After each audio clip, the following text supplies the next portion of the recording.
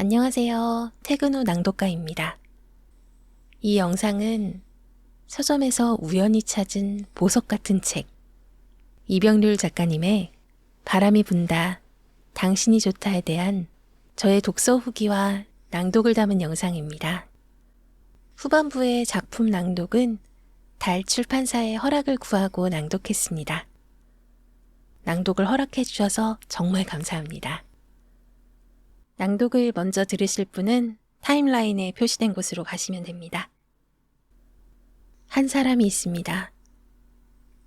그는 여행을 하고 많은 사람을 만났고 자신이 지나온 길을 글과 사진으로 남깁니다. 사진이 생각하지 못했던 순간 발견한 찰나의 기록이자 기억이라면 글은 그의 마음에 머물다가 고민을 거쳐 다듬어져서 그의 손을 통해 세상에 나왔습니다. 삶과 사랑과 사람에 대한 이병률 작가의 여행 에세이 바람이 분다, 당신이 좋다입니다. 세상에는 여행을 소재로 한 많은 작품이 있습니다. 여행지를 소개하는 정보를 담은 책도 있고요. 여행 후기를 담은 책도 있고 여행을 소재로 쓴 소설이나 창작물도 있는데요. 이 책 바람이 분다 당신이 좋다는 여행 산문집입니다. 서점의 책 카테고리에는 여행 에세이로 분류되어 있습니다. 그런데 시도 쓰고 글도 쓰고 사진도 찍는 이병률 작가님답게 시도 담겨 있고 산문이나 사진도 실려 있어서 장르를 콕 집어서 말하기는 어렵습니다. 책 안에 사진도 엄청 많아요. 이 책에는 목차와 페이지가 없고요. 1번부터 58번까지 샵을 붙여서 번호를 붙인 58개의 글과 150장이 넘는 사진이 있습니다. 하나하나 다른 에피소드라서 읽는 순서는 크게 상관이 없고요. 문체도 에피소드마다 달라지기도 합니다. 저도 처음에는 앞으로 갔다가 뒤로 갔다가 책장을 좀 편하게 넘기다가 눈에 들어오는 글이나 사진이 있으면 멈추고 책을 읽었습니다. 글과 사진이 함께하니까 정말 책을 본다는 말이 어울리는 책이라는 생각이 듭니다. 이 책은 유명 관광지나 랜드마크를 소개하고 있지 않고요. 대신에 여행을 했기 때문에 쓸 수 있는 이야기들. 작가가 그때 그 순간에 그곳에 있었으니까 경험할 수 있었던 일들하고요. 그에 대한 그의 생각과 감정이 담겨 있습니다. 제가 생각하는 이 책의 장점이 바로 그건데요. 바람이 분다 당신이 좋다가 작가님이 목격했던 다른 사람의 삶의 단편을 담고 있다는 점이에요. 작은 디테일은 다 다를지언정 사람이 사는 모습은 어디든 비슷하다고 하잖아요. 여행지에서 만난 그 누군가의 하루를 살아내는 모습이 담겨 있어서 공감이 가는 이야기가 많았습니다. 예를 들면 어느 전철역 앞에서 모르는 두 사람이 만나더니 잠깐 이야기를 하다가 물건을 주고받고 헤어지는 모습을 봤어요. 당근인 것 같죠? 그런데 그 중에 한 사람이 돌아가다 말고 뒤를 돌아서 그 멀어지는 한 사람을 쭉 지켜봤다. 그렇게 시작하는 이야기도 있고요.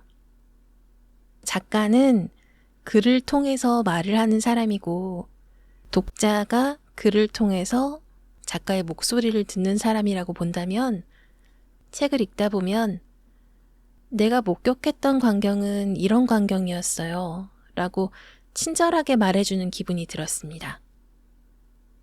그래서 저는 이런 일도 있었구나 라는 생각이 들기도 했고 이런 인연이 있구나 라는 생각이 들기도 했어요.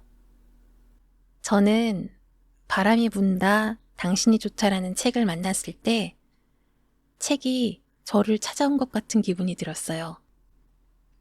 이 책을 알기 불과 며칠 전에 송정희 성우님 낭독 특강에서 낭독을 했는데요. 송정희 선생님이 피드백으로 내 마음을 다 쏟을 수 있는, 가슴의 응어리를 풀 수 있는 그런 책을 읽어보라는 말씀을 하셨거든요. 그때만 해도 제가 그런 책을 만나는 행운이 나에게 있을까라고 생각을 했어요. 그런데 며칠 지나서 바람이 분다, 당신이 좋다가 제 눈앞에 딱 나타났는데 이건 내가 읽어야 할 책이다라는 생각이 들었어요. 그런 경험이 처음이었고요. 저도 신기했어요. 글 하나하나의 내용에 빠져서 너무 재미있게 잘 읽었고, 지금도 저의 책장에 저와 가까운 곳에 꽂혀 있는 그런 책입니다.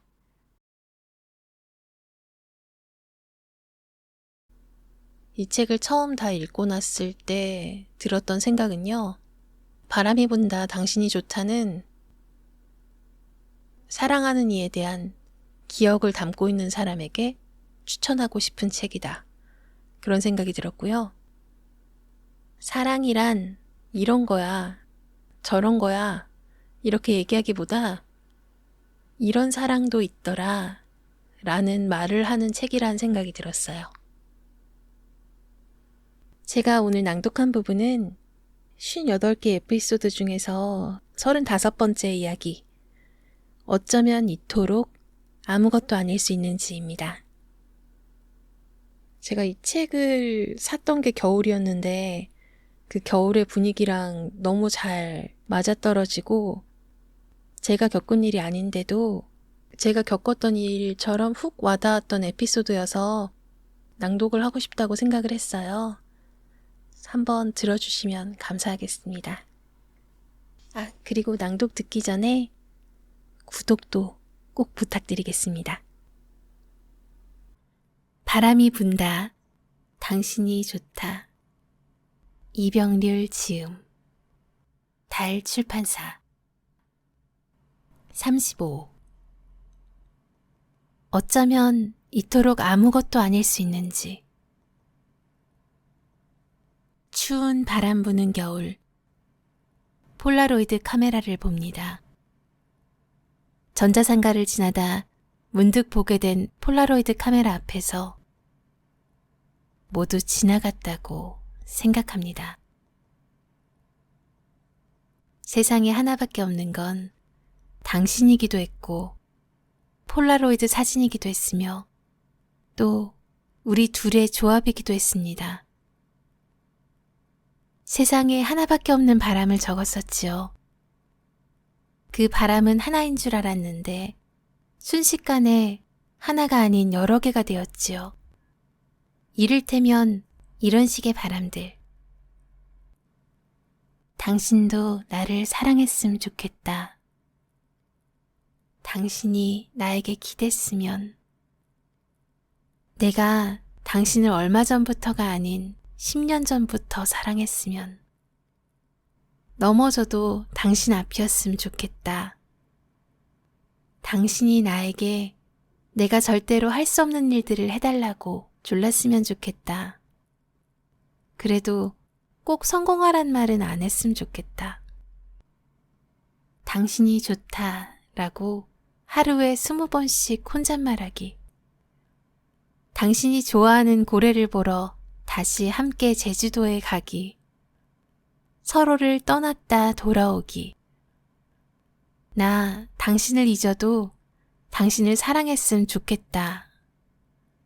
그런 소망을 적어내려 가다가 문득 아주 먼 곳으로 비행을 하고 있다는 기분이 들었지요. 목적지를 알 수 없으면서도 불안하기는커녕 그렇게 기분 좋은 비행일 수 있다니. 모두 당신 때문이었지요. 집으로 돌아와 책상 서랍을 다 뒤져 당신이 찍힌 폴라로이드 사진 한 장을 찾아냈고 나는 나를 돌이켜 한 시절을 생각합니다. 그때도 오늘 같은 겨울이었고 집 앞에서 택시를 타려고 기다리던 때였지요. 눈발이 성큼성큼 우리 곁으로 몰려왔고 머리 위 철길로 불 밝힌 전철이 지나고 있었어요. 비현실적이며 잔인할 정도의 아름다움이 닥친 겁니다. 그때 나는 허공에 대고 이렇게 중얼거렸습니다. 내가 당신을 사랑하는 만큼 눈이 내리고 있어. 그때 나는 당신 눈 속에 성큼성큼 들어선 눈보라를 보았습니다.